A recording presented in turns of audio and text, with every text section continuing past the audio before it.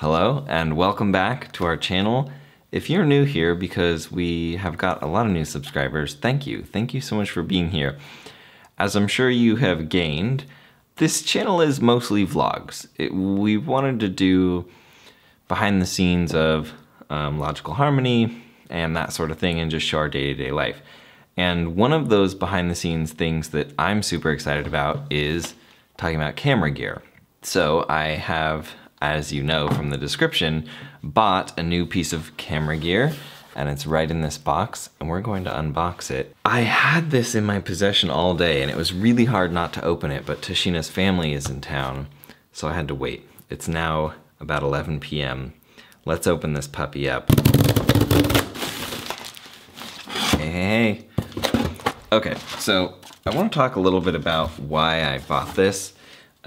If you're not too familiar with what a battery grip does, by the way, this is the Vello BG-P2 Battery Grip. I'm sure you already know that from the title of this video, but in case you didn't know, that's what it is. And this really has 3 points of interest for me. The first one is that it kind of adds an ergonomic. It makes it so that you can hold your camera like this, but you have a handle here, and then there's buttons on it. I'll show you. Once I unbox it, I will put it on the camera and show you what I'm talking about. So you can hold the camera sideways and still operate the camera as you would normally want to. The other thing is that it has, you can put an extra battery in it. The camera, when the battery that's in it has run out, it will automatically switch over to the battery in this battery pack, therefore giving you twice the battery life, theoretically. I've heard that this one, it doesn't actually double the battery life. I've heard that that when you put a battery in here, it runs down the battery faster than when you just have it on the GH5. I have kind of noticed that the GH5 doesn't seem to have as good a battery life as the GH4, so I'm totally okay with, even if this isn't as good as doubling the battery life, I'm okay with at least increasing it quite a bit. There was a third reason for why I wanted to buy this, but I don't remember what it was at this particular point in time. Maybe it was just the buttons. I don't know. Anyway, the point is, I wasn't really planning on buying one of these because the last time I had looked into a battery grip, I was looking into the one made by Panasonic, which is $350 at the time of this video. And that's a lot of money for me. I just couldn't justify it. I'm sure this is gonna be really helpful, but I would not have paid $350 for this. My understanding of why the price is so much for that one is, I mean, first of all, you're paying for the brand name, right? Like, let's just be realistic. It's Panasonic brand, and it's also weather sealed. This one, as far as I know from reading online, is not weather sealed. I don't really do a lot of shooting in conditions that I think warrant a need for weather sealing, so I'm not really that concerned about it.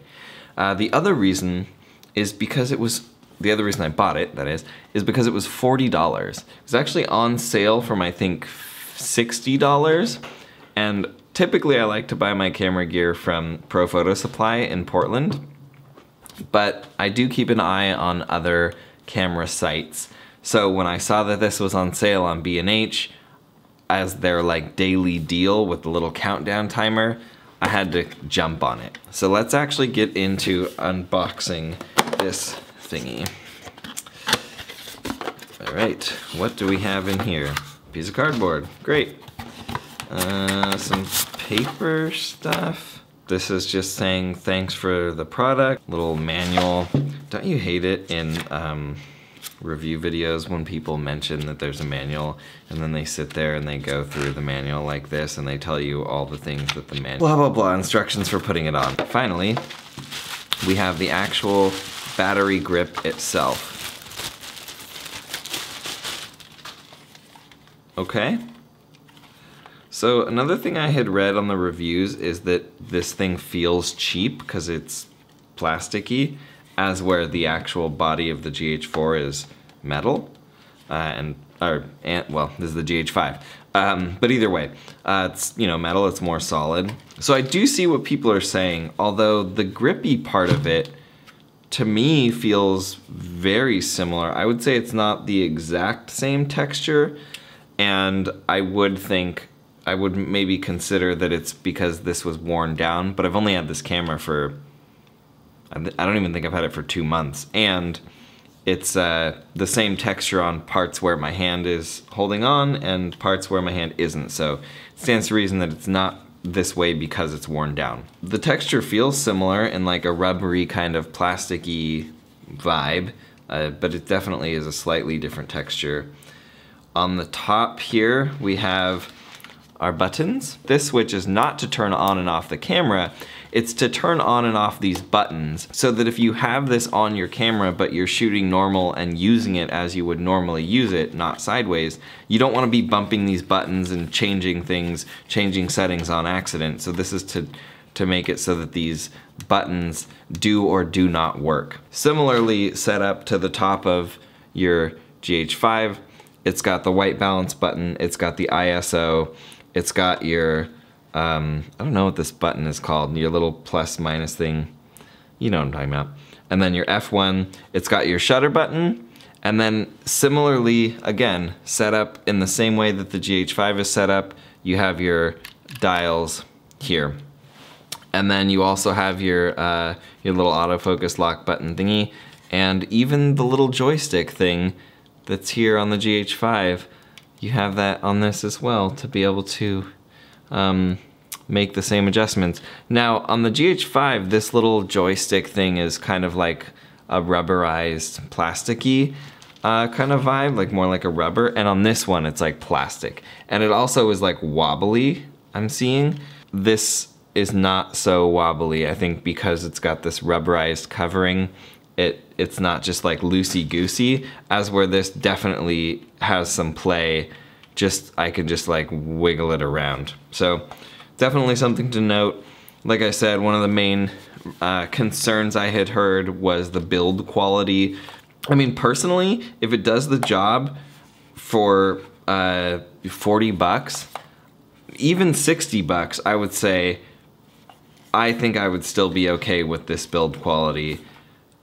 I would like to see how the Panasonic version compares, because it would be fascinating to see, you know, if the $350 is really worth it.